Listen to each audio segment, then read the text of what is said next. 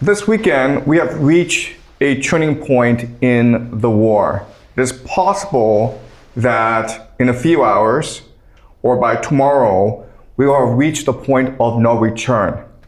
Donald Trump has threatened the Iranians, saying that on Tuesday, if the Iranians still refuse to open the Strait of Hormuz, then the Americans will destroy the Iranian power plants and bridges and universities.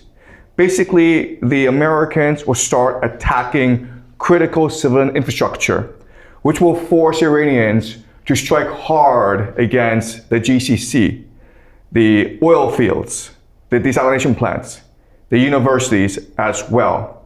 And this would mean that the world would lose 20% of its energy supply. And this would be a catastrophe for the global economy. It would deindustrialize the world and would create global famine, among other problems. Okay, so next few hours, the next day, we could reach the point of no return in this war. Hopefully, Trump is bluffing because he has known to bluff before. In fact, he's issued many ultimatums to Iran before, and then he sort of tackled, right? Trump always chickens out, and he said, you know what? I said a day, but I'll give you a week instead. But this time, I want to show you that it's different. I want to show you that this weekend, the Americans went all in. They launched a ground invasion. It failed. And instead of saying, you know what, we probably can't beat Iran, let's negotiate a peace deal, what the Americans will do is they will go all in now and launch a full-scale ground invasion, call a national draft, and the world will never be the same again. Okay, so this is the tweet that Donald Trump sent to the Iranians, and he calls them crazy bastards, and he says, praise be to Allah. So a lot of people think he is now deranged. Clearly, he's angry at the Iranians. All right, so the Americans and the Israelis have constantly escalated attacks against civilian targets in Iran. So Trump ordered the destruction of Iran's largest bridge, okay? All right, right here, right? You guys see that? Okay, and this is considered a war crime because you're not supposed to target civilian infrastructure. Now, you can make the argument that this is dual use, meaning that the military uses it as well, but everything is dual use, right? Because the military also uses water. They also use electricity. Their kids also go to university. So there's a great fear now that we're already at the point of no return. And the Iranians themselves have promised to start to attack universities in the GCC as well, okay, in retaliation. So if Trump were to destroy the Iranian power plants, this would be devastating for the Iranian economy. And there's news now that Iran is organizing a protest where young people are asked to go to power plants and form a human chain so that if the jets come destroy the power plants, they will be destroyed as well. So some people think that, okay, this is the Iranians calling the bluff of Trump.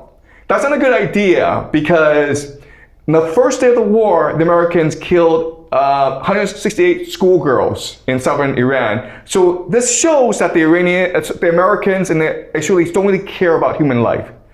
But by doing this, if the Americans actually do destroy power plants and they do kill a lot of young people in the process, what this would do is galvanize the nation into total war, okay? So what's important to understand is that throughout this war, there have been different voices in Iran, okay? Some, like the Islamic Revolutionary Guard, want total war. But there are also some who are worried about the economic damage because of this war. They're also worried about giving too much power to the military, okay?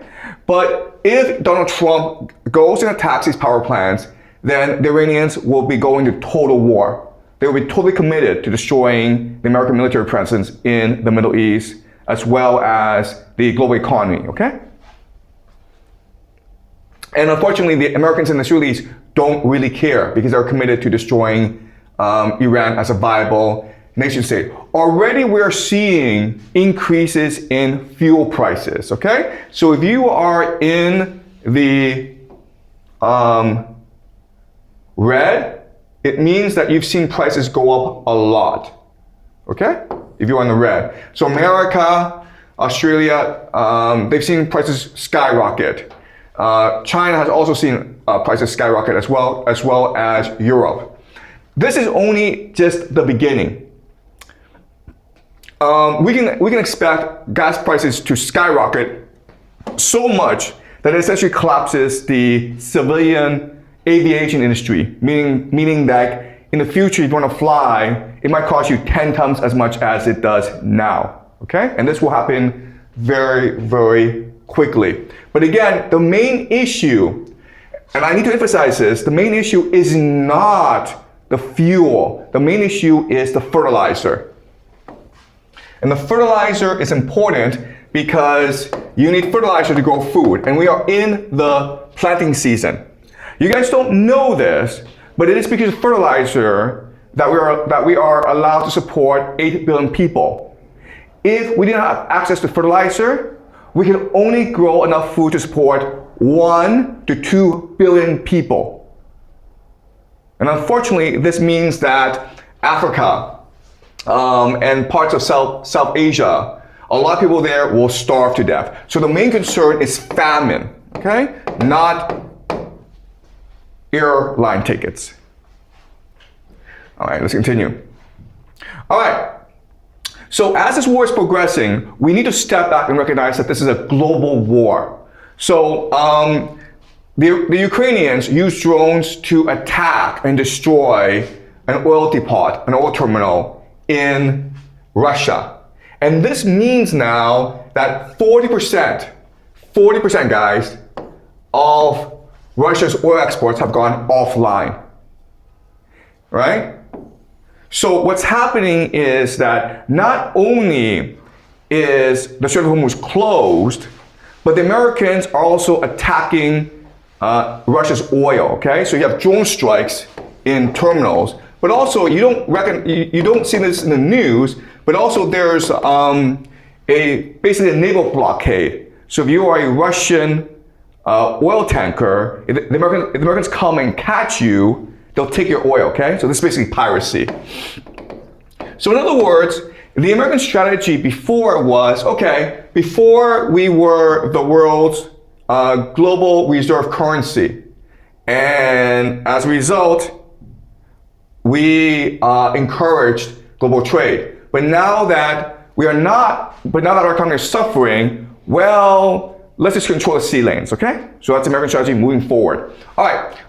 Some major news from Germany is that if you are a German male under 45, okay, basically from 17 to 45, this age group, you are not allowed to leave the country for more than 3 months without army permission.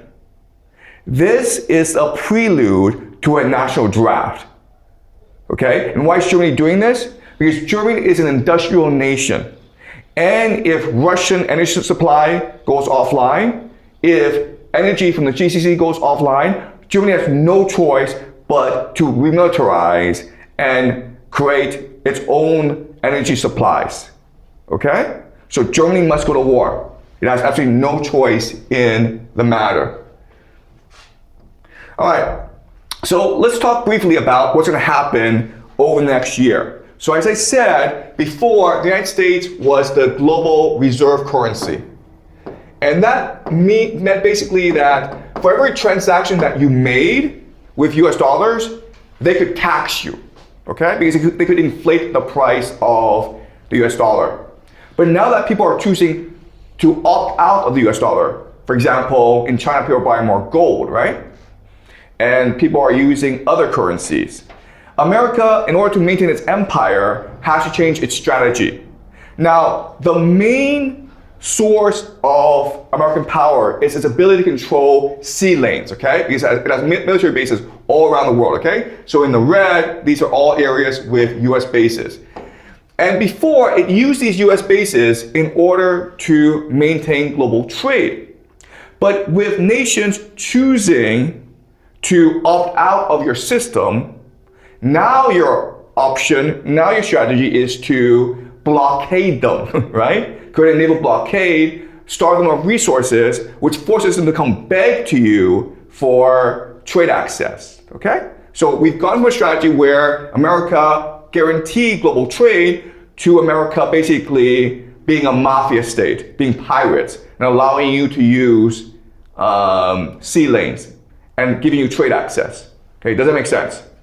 And believe it or not, but America does not actually need to do that much work in order to control trade around the world. It just needs to control certain trade or certain choke points, okay? So the Panama Canal is one choke point, and that's why about a third of America's Navy is deployed to the Caribbean right now. All right, and its main purpose is to block off trade in the Western Hemisphere. So if you are China, if you are Japan, and you are South Korea, if you want to access Western resources, Western Hemisphere resources, you need the permission from the US government.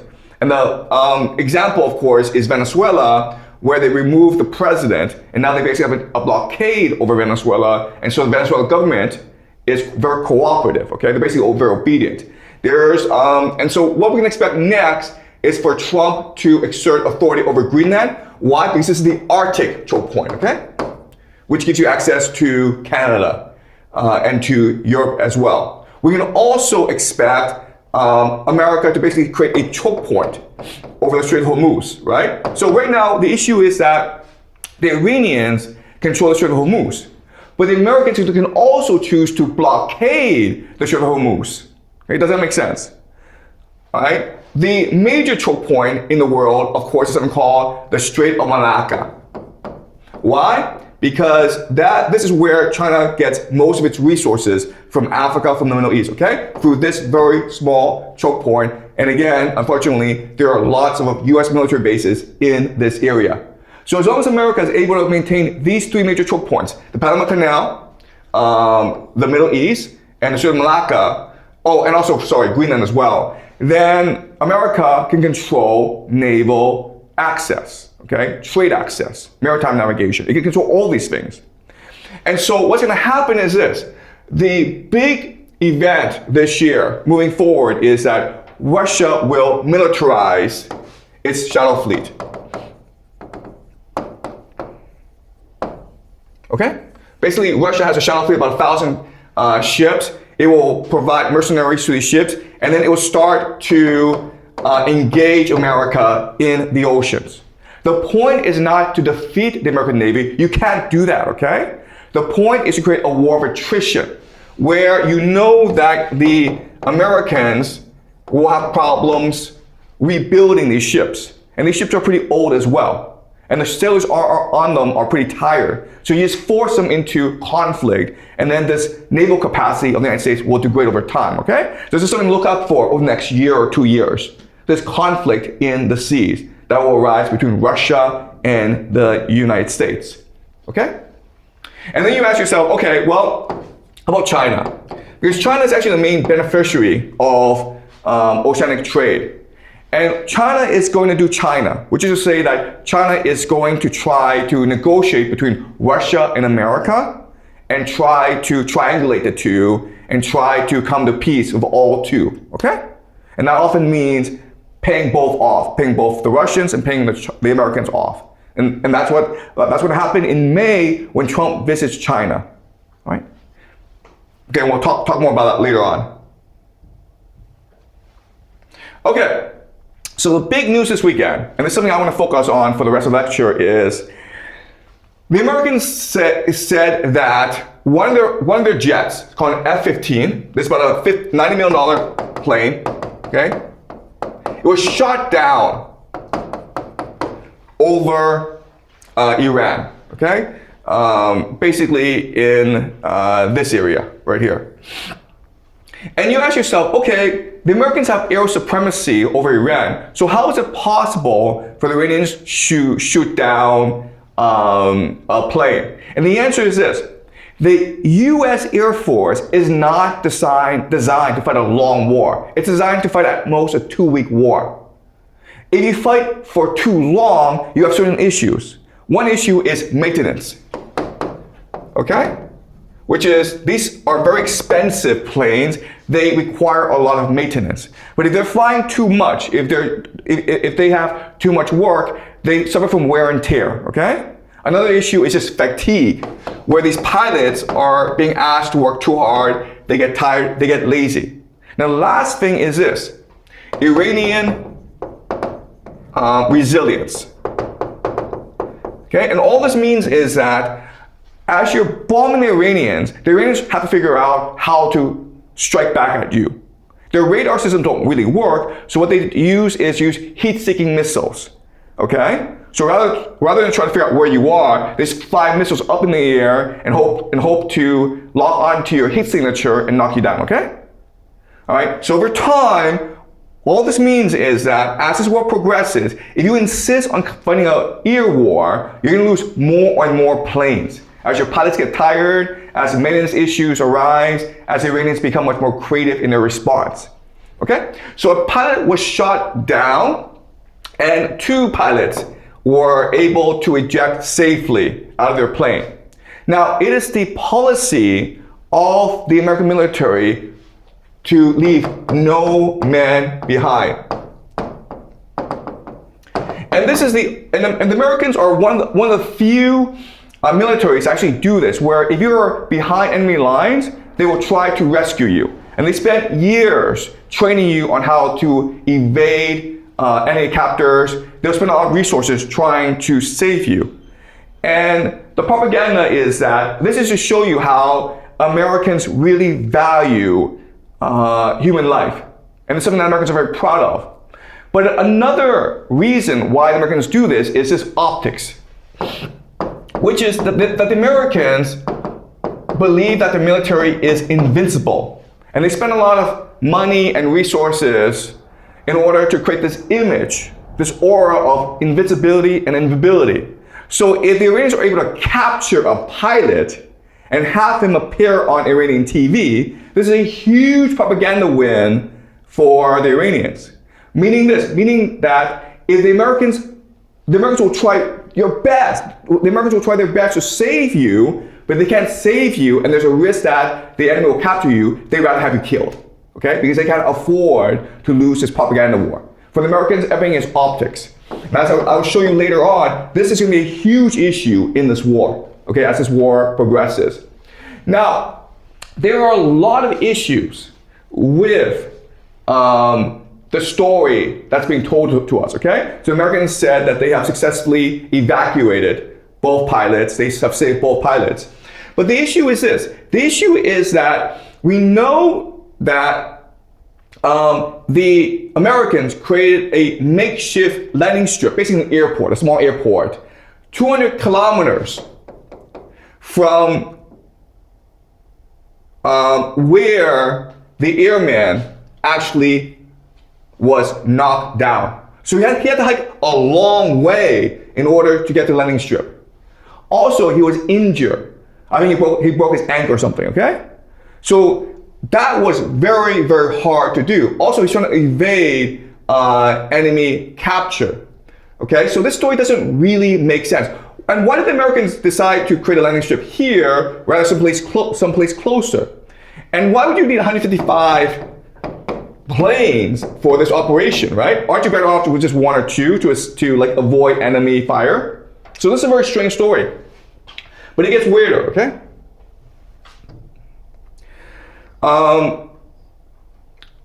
It turns out that the Americans basically spent a lot of resources to save the pilot. It took 48 hours, And the CIA created a lot of distractions. And the Americans spent a lot of resources to save the man while the Iranians were trying to capture him, okay? And this led to the destruction of very expensive American planes. Okay, these are called C-130, so they're transport planes. And they were destroyed in the rescue operation. Now, the American story is that these planes were caught in the sand. They couldn't lift off. So Delta Force, the commandos who are trying to save the pilot, they blew up the planes themselves, okay? And as you can see, the Americans in this operation, they lost a lot of expensive planes. The estimates are the Americans lost $300 million in planes. And even though the Americans say that there were no casualties in this rescue, we can expect that there were casualties in this rescue because a lot of planes were destroyed, okay? And again, these are very expensive planes. And throughout this war, the Americans have lost quite a few planes. The C-130 are extremely expensive, okay? All right. Okay.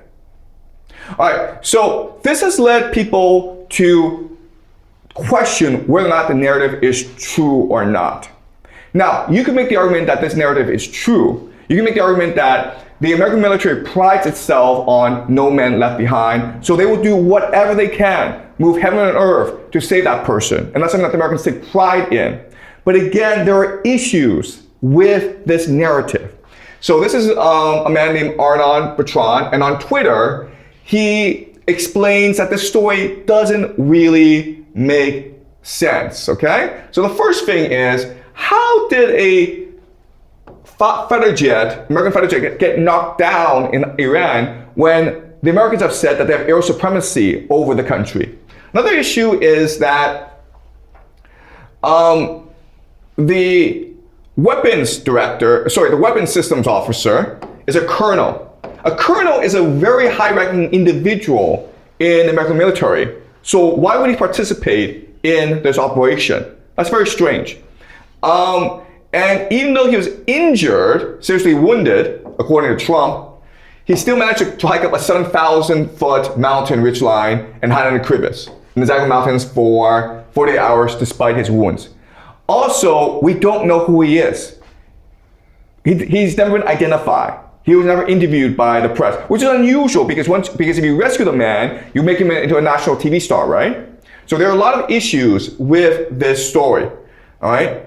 So, Emma, could you do me a favor and just read the summary? Okay.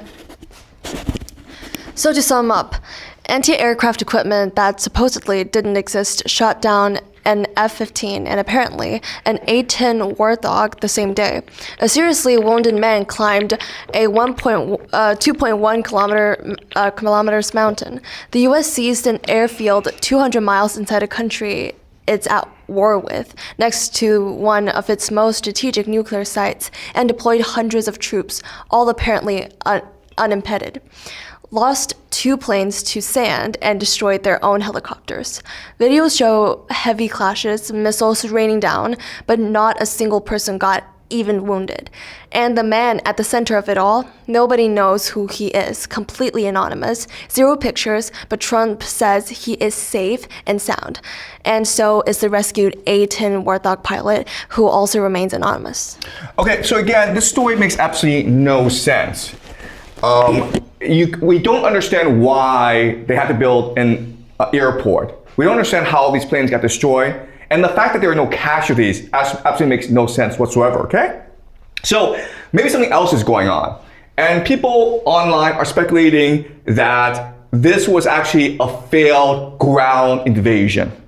And the mission was to sneak into Iran's nuclear power plant located in the area and steal Iran's enriched uranium, which it would need to build a nuclear weapon, okay? And by doing that, you deny the Iranians' capacity to build a nuclear weapon, and you can declare a victory, okay?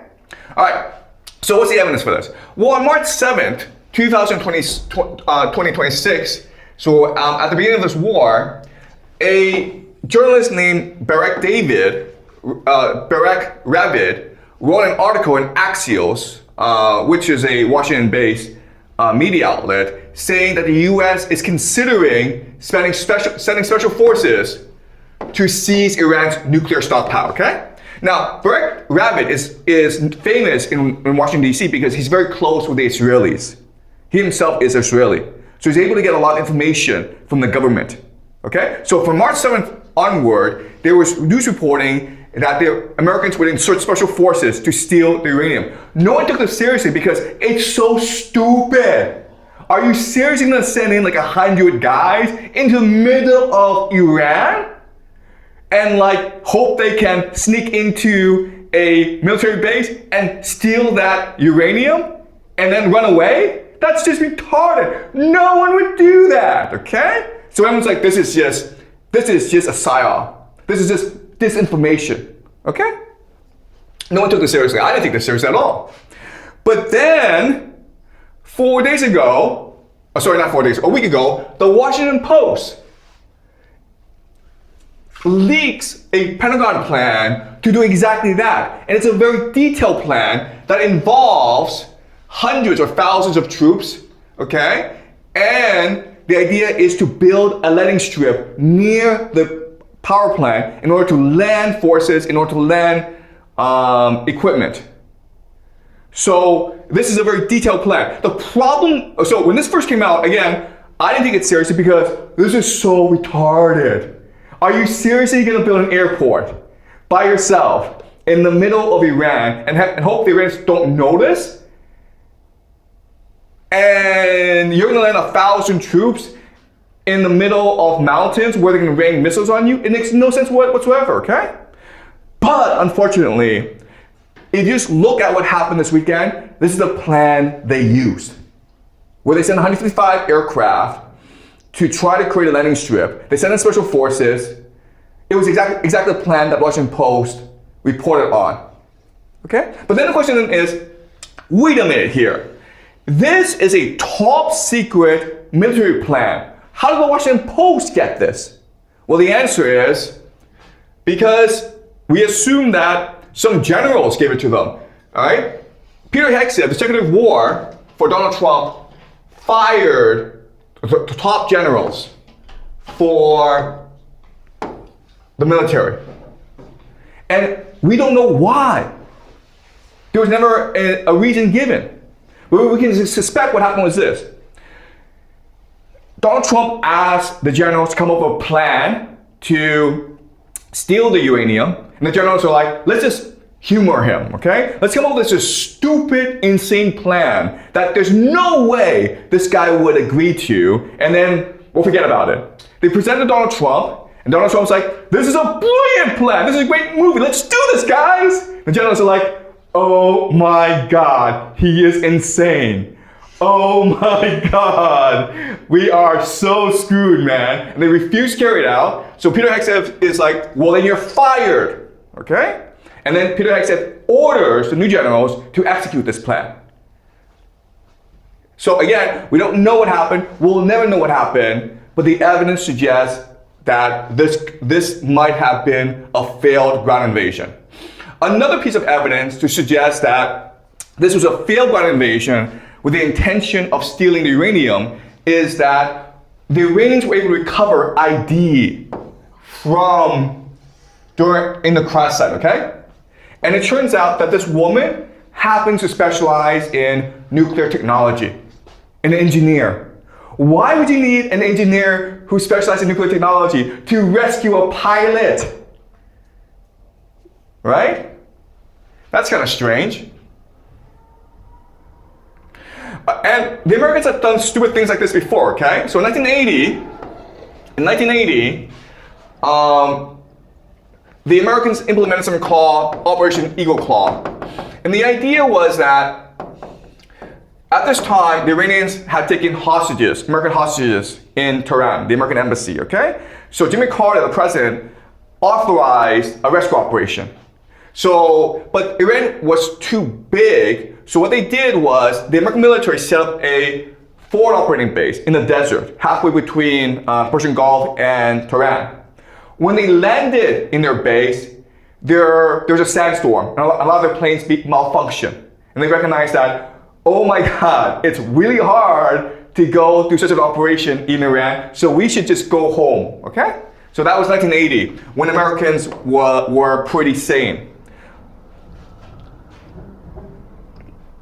Unfortunately, Americans are no longer sane, okay? This is January 3rd, when the Americans swept into Venezuela and kidnapped their president Maduro, thus ending the conflict between Venezuela and America.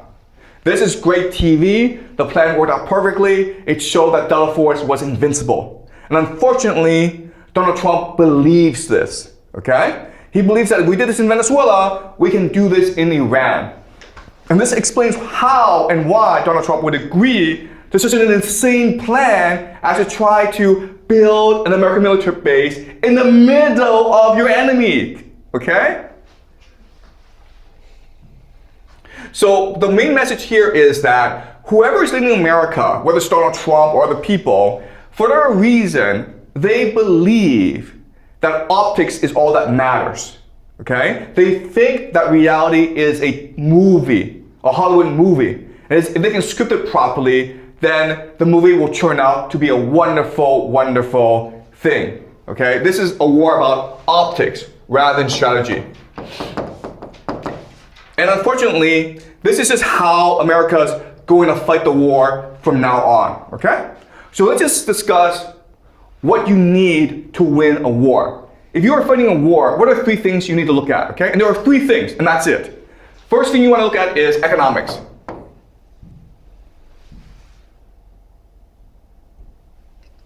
Okay, economics. Second thing you want to look at is organization.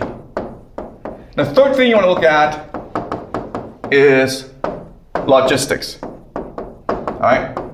So what do I mean by this? Well, the first thing is resource management.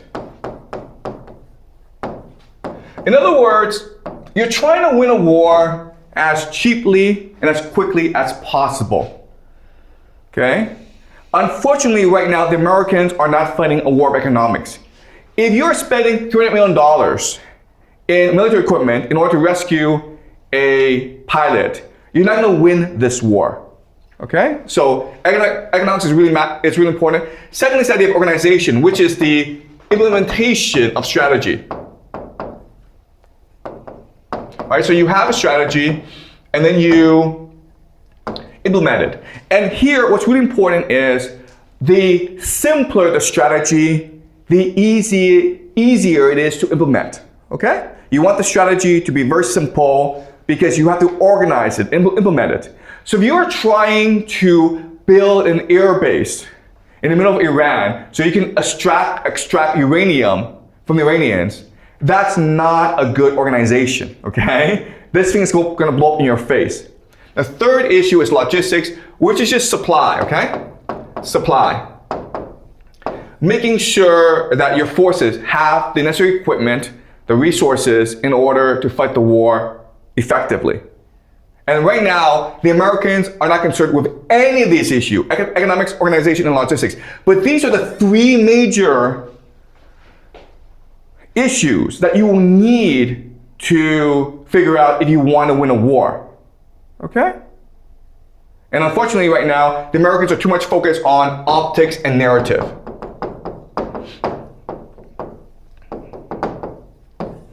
So that's why I think the Americans will ultimately lose this war, because the Iranians are actually fighting a real war where they're trying to win the war as cheaply as possible, where they're implementing a very simple strategy that allows for proper organization, and they are trying to maintain logistics, okay? The Americans are just trying to win the war in the most Hollywood fashion as possible. And this is going to lead to disaster, both in the short term and the long term. So the question then is, why do the Americans like this? And unfortunately, the answer is because there's too much cooperation between Hollywood and the Pentagon. All right, so this is a movie, Saving Private Ryan, and this was made in the year 1998, okay? And this is one of the the highest grossing films in Hollywood history, where a private named Ryan, of course, he is lost behind enemy lines in Europe. And his brothers are all killed. So his mother writes a very angry letter to General Marshall and says, all my sons are dead except for one, and he's missing. And so General Marshall is like, we can't have this. Okay, this makes us look bad. We have to win the home front. Okay, Europe, this war front, it's secondary to the home front. We need to make sure that the American people are fully behind this war. So he sends a team led by this man, played by Tom Hanks, to go and save Private Ryan. And they do, but at the cost of his life, okay?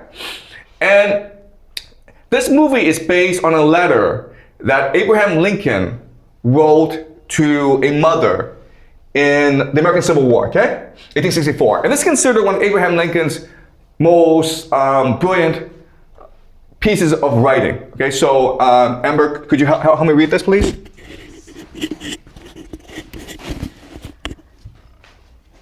Dear Madam, I have been shown in the files of the War Department a statement of the Adjutant General of Massachusetts that you are the mother of 5 sons who have died gloriously on the field of battle. I feel how weak and fruitless must be any words of mine which should attempt to beguile you from the grief of a loss so overwhelming. But I cannot refrain from tendering to you the consolation that may be found in the thanks of the Republic they died to save. I pray that our Heavenly Father may assuage the anguish of your bereavement and leave you only the cherished memory of the loved and lost, and the solemn pride that must be yours to have laid so costly a sacrifice upon the altar of freedom. Yours very sincerely and respectfully, A. Lincoln. Great, okay. The sacrifice upon the altar of freedom, okay? So our democracy, our republic, is our God. And our sacrifice is worth it as long as we can maintain our freedom and our liberty, okay? And this is the defining theology of the American military. All right. This has led to the military becoming more of a propaganda machine. Okay, so this is the movie Black Hawk Down. If you saw the movie, then it's about these special forces, Delta Force, that go in and save a pilot when his helicopter was brought down in Somalia. Okay, and this was based on a book by Mark Bolden, writing about the incident, which happened in the late 90s. Okay, right. The problem is that this movie is complete BS. In the book, what happened was that the helicopter was brought down and the pilot was taken hostage by the Somalis. But he was treated very well, and eventually he was allowed to go home after the government paid a ransom. Okay, that's what happened in real life. But in the movie, what happened was that Delta Force went in and saved the pilot from those trying to kidnap him. And this goes back to the mythology of no man left behind. Now, there's a very important scene in Black Hawk Down where a general confronts Delta Force. And Delta Force was created for operations like this. And what the general says to Delta Force is, you guys are a bunch of cowboys. And what he's saying is that you guys, you Delta Force, you Special Forces, you guys think you're superior to everyone. You think that we all revolve around you. You think that we should all serve you. You guys are ego-driven. All you care about is glory for yourself. And eventually, your ego, your arrogance, are going to be your downfall, as well as the downfall of the American military. Okay? This is the movie. This is Jessica Lynch.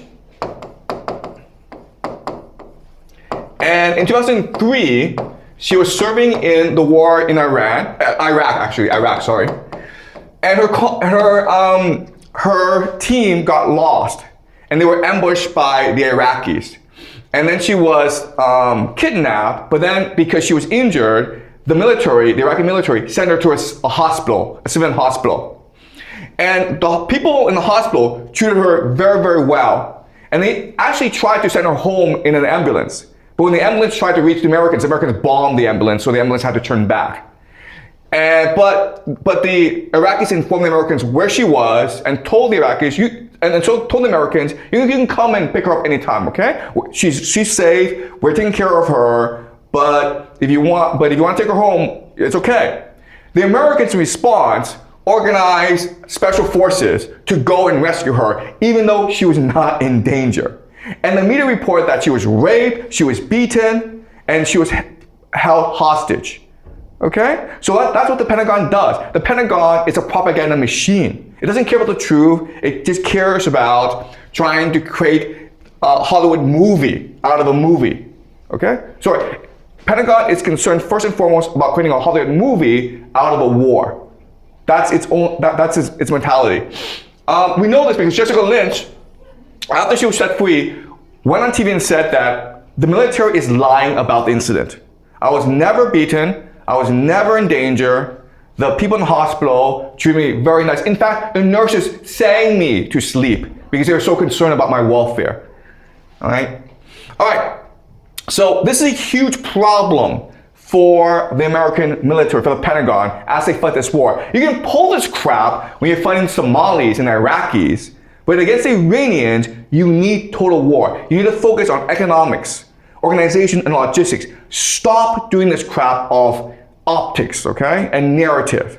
Unfortunately, it is now the very mentality of the Pentagon to turn war into a Hollywood movie. All right. So this is a paper written by Tanner Merlis at Brown University, and what this author talks about is how the Pentagon and Hollywood are aligned together.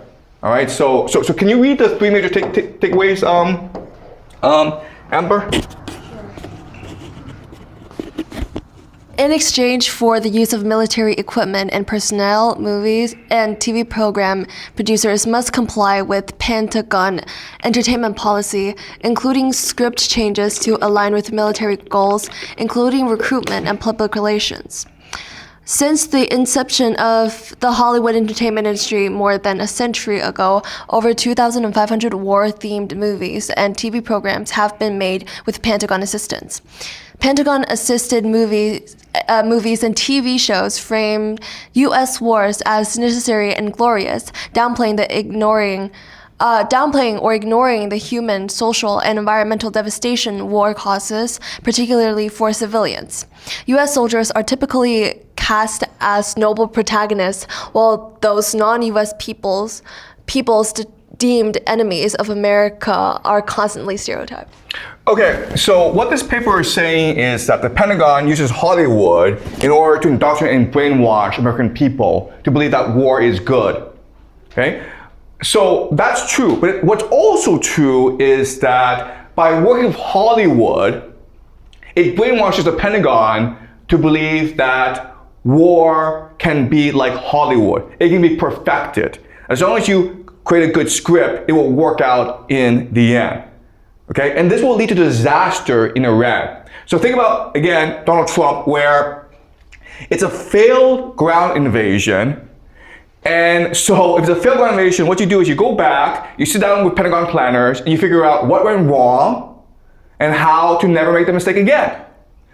But Donald Trump does not want to admit it was a failed ground invasion, so they made up a stupid Hollywood movie, a stupid Hollywood script, that this was a rescue of an American pilot, that it will turn into a Hollywood movie at some point.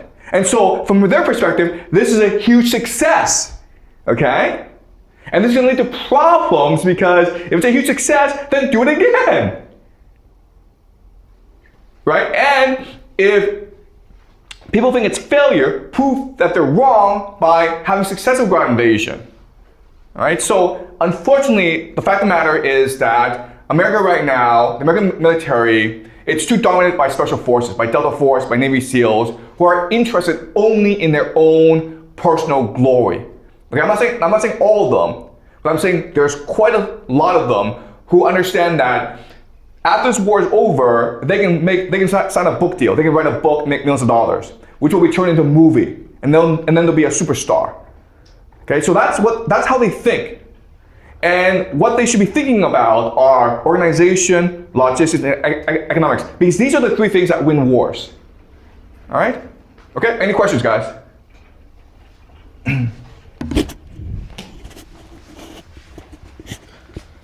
I personally also think that America is likely to make a movie about saving the pirates in Iran, but I think it will be similar as Saving Pirate Ryan. But could you please tell me whether the plot of Saving Private Ryan is true or is just made it up?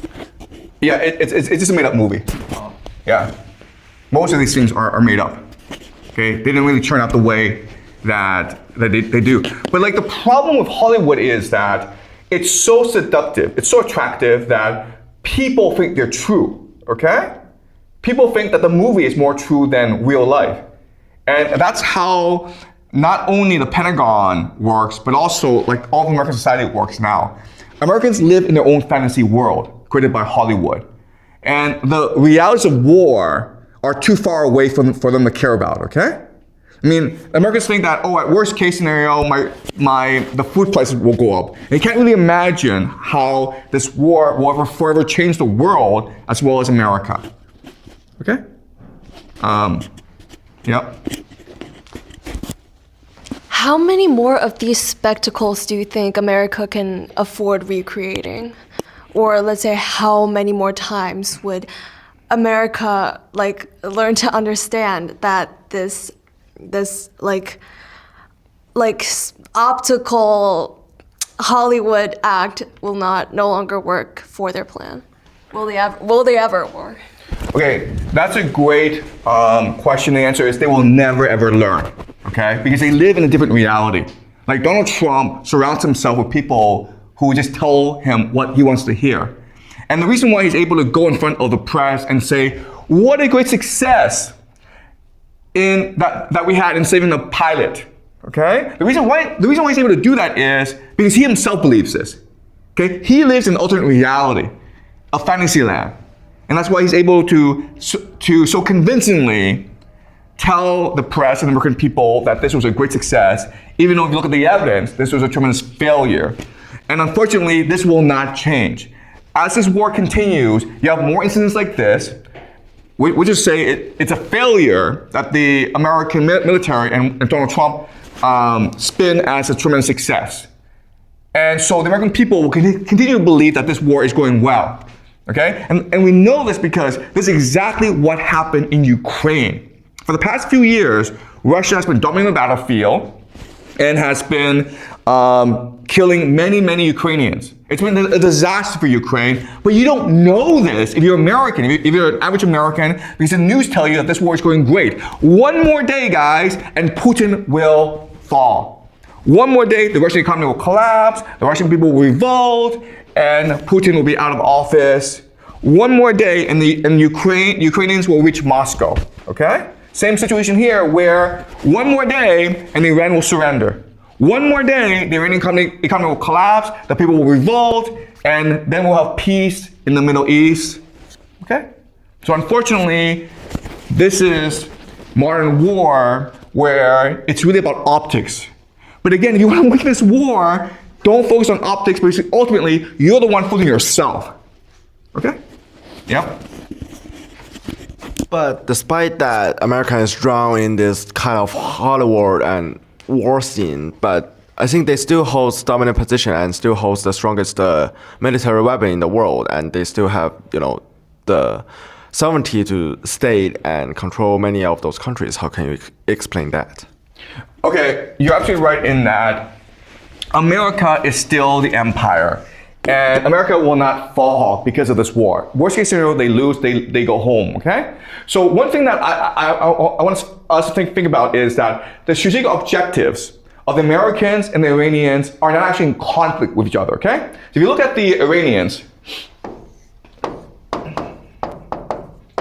they want to get America out of the Middle East, all right? they want to destroy the global economy, and they want to deter Israel. Okay, does that make sense? These are the three strategic objectives of Iran. To remove America out of the Middle East forever, to deter Israel. You can't destroy Israel because Israel has a nuclear weapon, but you show Israel you're strong and you can hurt them if Israel goes too far. And you want to destroy the global economy because you want to reset the global economy in a way that benefits you. Okay, so these are the three strategic objectives of Iran in this war. Let's look at America. America is, okay, destroy Iran as a nation state. Okay? Which basically means you destroy their desalination plants, their power plants, their universities, their reservoirs. And you try to create ethnic conflict, okay? Balkanize Iran, okay? So you basically encourage ethnic uprisings throughout the country, okay? And the last thing you want to do is isolate Iran. So you want to destroy Iran's capacity to trade with Russia and China. Okay. So if you look at what's happening, one really strange thing about this war is that these strategic objectives are not in conflict with each other. Even if Iran is able to achieve its strategic objectives, it doesn't prevent America from achieving its strategic objectives. So in other words, at the end of this war, what we can expect is both countries achieve their strategic objectives, okay? Which is to say that America is now out of the Middle East, Israel is humbled, and the global economy is destroyed. But at the same time, Iran is destroyed as a nation state, it's balkanized, it's basically bombed back to the Stone Age. All right? All right? Does that make sense? Okay? So, and unfortunately, because the strategic objectives are different, both nations think they're winning the war. All right? Maybe objectively we think that America is losing the war, but from the American perspective, the way that they frame their strategic objectives means that from their perspective, they are winning the war. And that's why they think that any day now, Iran will surrender. But from the Iranian perspective, they think they're winning the war, and they think that any day now, America will surrender. That's why it's impossible to get the two to negotiate a peace settlement. Okay, does that make sense? Okay, all right. Okay, all right. So on Thursday, we're doing something really interesting. Okay, we are having a midterm examination, but rather than me test you, you're gonna test me. Okay? So what I want you to do is think about what we've learned this semester and try to figure out where I could be wrong or where the problems in my logic are. I want you to test me, okay? And this is also true for YouTube, where if you think that there's something wrong with my logic, if you dispute what I say, then raise a question, and then my wife will read the YouTube comments and then pick out questions for me to answer on Thursday, okay? So on Thursday will be a midterm examination, but rather than me test you, you will test me, okay? And be as hard and as harsh and as difficult as you want to be. I enjoy being questioned and examined, okay? So Thursday will be a lot of fun. I'll see you guys then.